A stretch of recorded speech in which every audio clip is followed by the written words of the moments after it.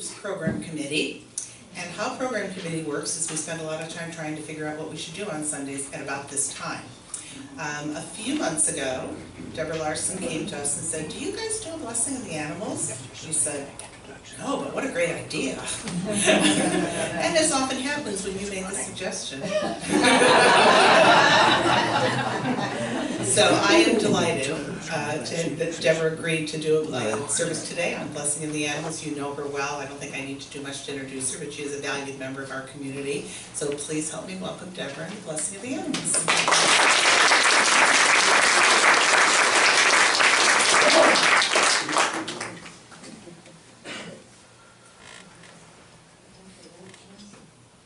Yeah.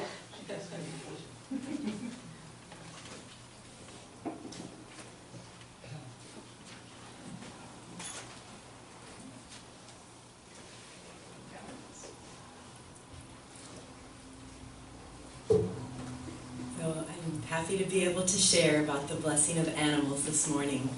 And I'd like to thank everyone who shared their beautiful photos with me, and for everyone who helped me to prepare for this talk.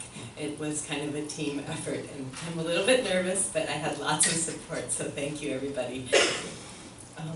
But the topic is dear to my heart, and I'm pleased to be able to share the great appreciation and love that I have for the animals who are such an important part of my life.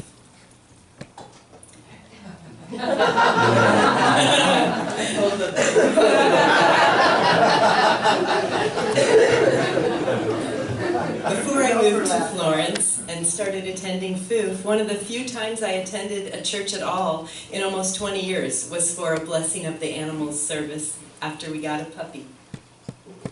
There was something that drew us to the ritual of formal blessing for a new being who was now in our care. And when I saw on the UU website that some fellowships did animal blessing services, I asked if we could have one here, as Judy said, and then somehow I ended up giving this talk. I realized that this space is probably not large enough to bring our animal friends here today, but maybe next year we can have something outdoors where they can all join us. Many of my favorite childhood memories involve animals. And while I have no human children, Gracie is our dog daughter. We also have 3 cats, Kate, Sam, and Jennifer, who are much loved companions and housemates. And before them, I had 3 other special cat friends, Fred, Annie, and Murray, who was my beloved companion for 16 years and my longest successful male relationship to date.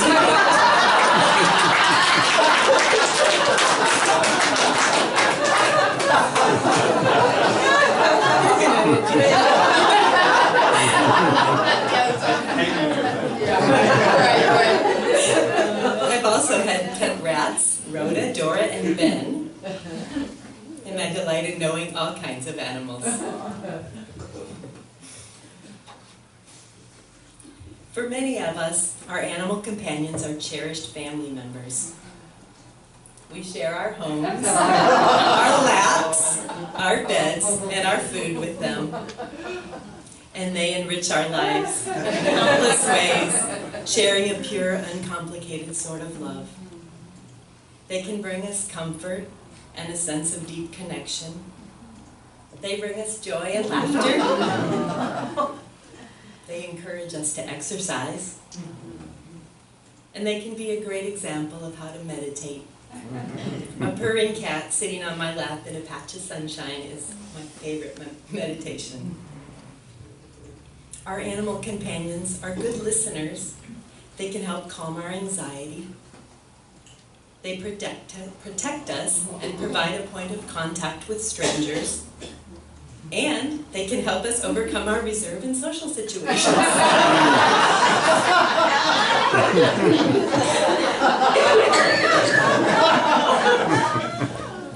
We talk to so many more people when we're out walking with our dog than we ever did just walking ourselves. Many studies have shown that just a few minutes spent with beloved pets can reduce blood pressure and muscle tension. and they make us feel unconditionally accepted just as we are.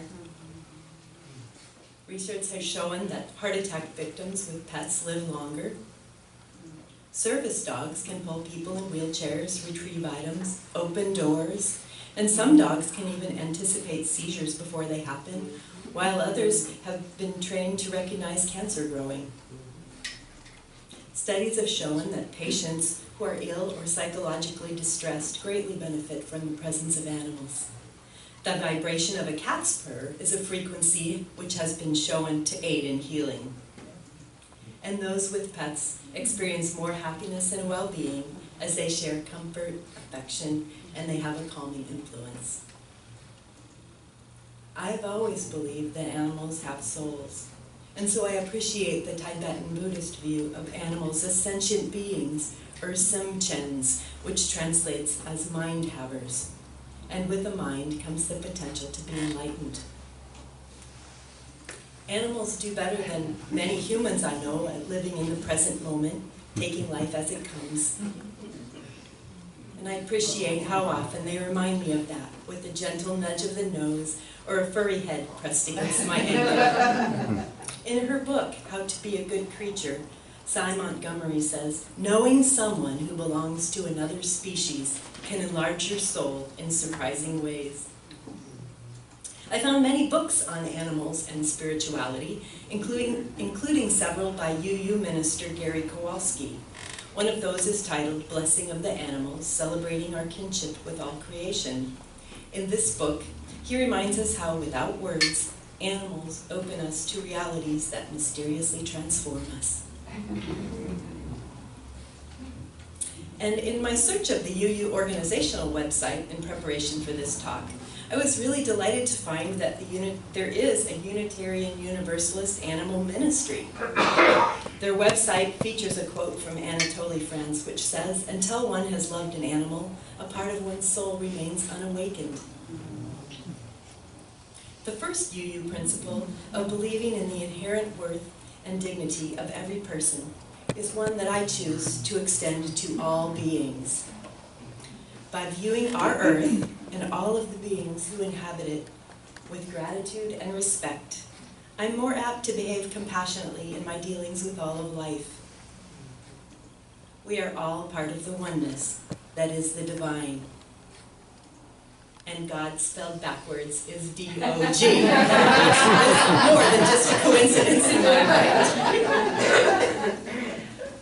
The seventh principle of Unitarian Universalism calls us to affirm and promote respect for the interdependent web of all existence of which we are all a part. This includes all of nature, the earth, the plants, the animals, and the waters upon which we depend for our well-being. Appreciation of our animal companions is encompassed by this principle, as well as the wild animals that we share this planet with. We are all part of the sacred unity of this web of life. Similarly, there is a Native American spiritual tradition of viewing animals as our relatives. Mitaki Oyasin is a phrase from the Lakota language meaning all are related.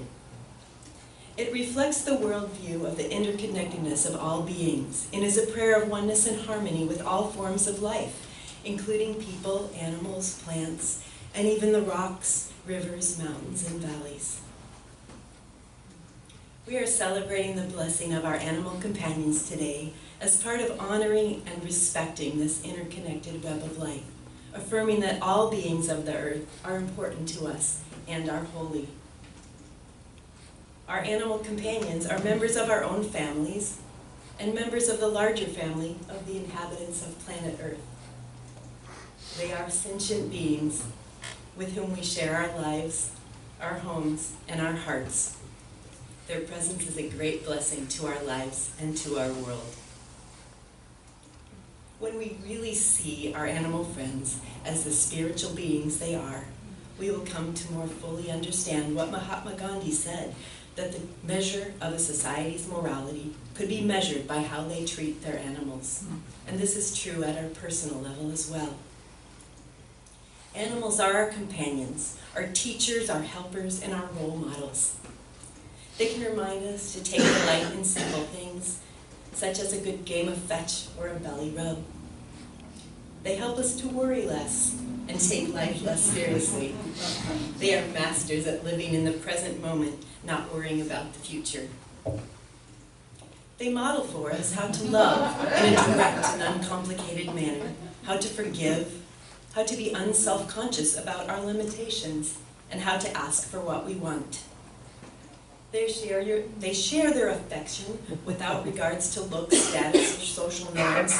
They just love us, and we love them. In the words of Fyodor Dostoyevsky, love the animals, love the plants, love everything. If you love everything, you will perceive the divine mystery in things. Once you perceive it, you will begin to comprehend it better every day. And you will come at last to love the whole world in an all-embracing love. Today, I'd like to offer an intentional blessing to all the animals whose lives touch our own, sharing our gratitude and our love as we celebrate all the ways they make this world a better place. We are so greatly blessed by the animals we live with. May we also be a blessing to those dear beings who are in our care. And may we be good stewards of this earth, attentive to all the ways we impact the web of life. In the Catholic tradition,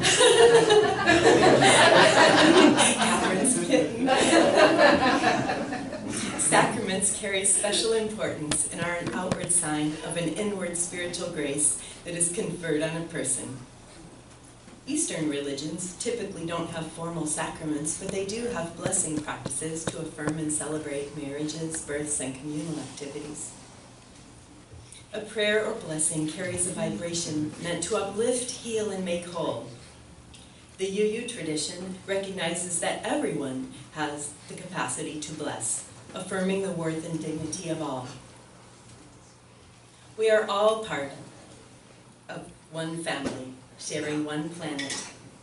And in blessing all of God's creation, we also are blessed. Blessing affirms our connectedness, shows our gratitude, and with great appreciation, may we deepen our relationship with all beings, those with whom we share our homes, and those with whom we share our planet. With great love, we hold them in our hearts, blessing them for being part of our beautiful world, and thanking them for all the ways they contribute to our well-being and happiness. Metta means loving kindness, and is that feeling of universal love that wishes all beings experience happiness.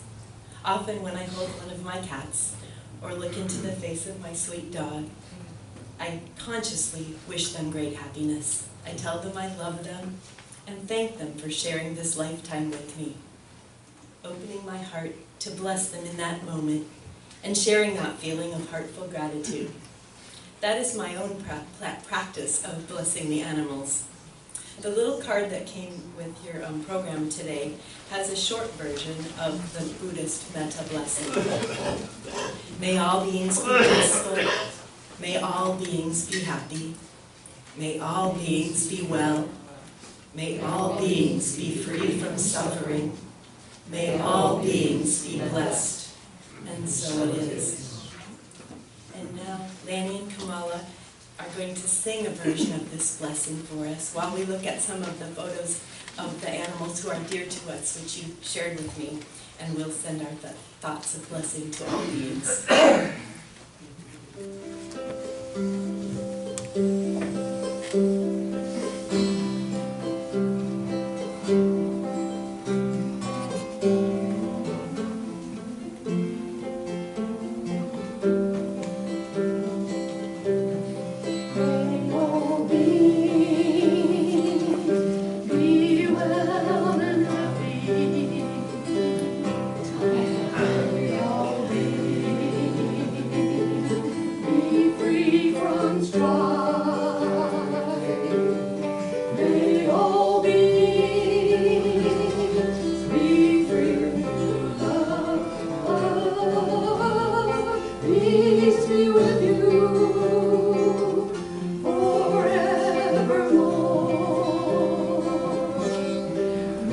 All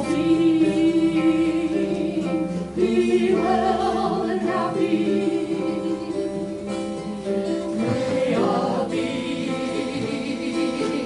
be free from strife. May all beings return to love. Peace be with you forevermore. All beings be well and happy. May all beings be free from strife. May all beings return to love. Peace be with you forevermore. May all beings be well and happy. May all beings be free from strife. May all beings return to love. Peace be with you.